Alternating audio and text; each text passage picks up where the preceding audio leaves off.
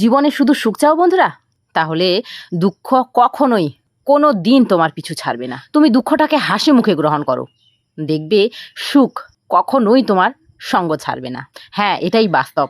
দুঃখের মধ্যেই তুমি সুখটাকে খুঁজে নাও, তাহলে এই দুঃখ তোমাকে ছেড়ে যেতে বাধ্য হবে। হ্যাঁ বন্ধুরা, এটাই জীবনের বাস্তব। আর জীবনটা এত সহজ নয়। জীবনটা একটা যুদ্ধক্ষেত্র।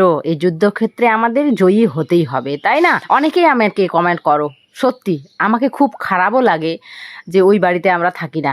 আমিও তো খুব মিস করি ওই বাড়িটাকে। এত কষ্টে, এত রোদে জ্বলে পুড়ে ছাই হতে কে বা চায় বলো তো? কেউ চায় না। সবাই একটু সুখের দেখা করতে চায়, তাই না? আমিও চাই। কিন্তু আমাকে যেহেতু জীবন এখানে নিয়ে এসেছে, এই পরিস্থিতিতে রেখেছে, তো আমাকে থাকতে তো হবেই। তাই লড়েই চলেছি। তোমরা আমার পাশে থেকো। একটা ছোট্ট বাচ্চার একটা ভিডিও ভাইরাল হয়েছে না, যে এক্সাম পে এক্সাম, এক্সাম পে এক্সাম, হামে ভি তো জিন্দেগি জিনি হ্যাঁ না। তো ঠিক আমার সাথেও এমনটাই হয়েছে। ভগবান পরীক্ষার উপর পরীক্ষা, পরীক্ষার উপর পরীক্ষা আমার নিয়েই চলেছেন। পাশ করব কোন দিন জানি না, আমি দিয়েই চলেছি।